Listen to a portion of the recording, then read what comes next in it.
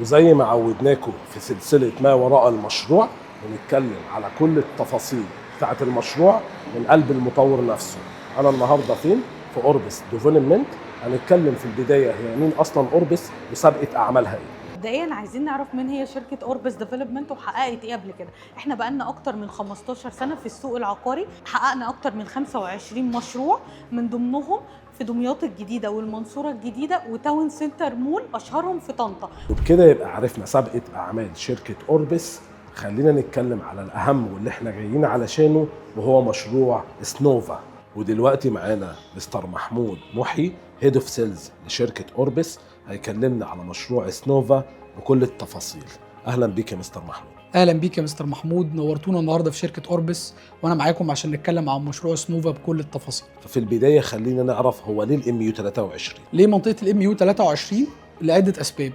السبب الاول ان هو قطاع تجاري متكامل الخدمات، بيجمع ما بين المولات التجاريه والاداريه والطبيه والمناطق الخدميه، زي ان هيبقى فيه اكبر تجمع لمدارس انترناشونال موجود في العاصمه الاداريه، بالاضافه لمستشفى مركزي، بالاضافه الى مسجد، بالاضافه الى كنيسه. تاني نقطه هنتكلم عنها في الام يو 23 ان هي منطقه بتخدم اكبر منطقتين سكنيتين موجودين دلوقتي في العاصمه الاداريه، هي منطقه الار 2 والار 3. فعشان كده حبينا ان احنا نبقى موجودين في اول المناطق اللي هتشتغل في العاصمه الاداريه تجاريا. طيب ممتاز. ايه اللي يخلي بقى مشروع سنوفا مميز عن المشاريع اللي موجودة في الام يو 23؟ اول نقطه بتميز المشروع بتاعنا وهو الموقع.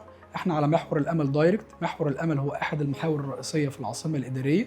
المشروع بتاعنا دبل فيس، فاتح واجهه اماميه على محور الامل، واجهه خلفيه على محور المدارس. عملنا اول دور سكيتنج في العاصمه الاداريه، بحيث ان احنا نخلي المشروع بتاعنا ديستنيشن، لان هو طبعا بيخدم منطقه سكنيه وفي نفس الوقت منطقه المدارس. فحاولنا ان احنا نعمل نقطه جذب مهمه تخلي المشروع بتاعنا من المشروعات المميزه جدا في الام يو 23.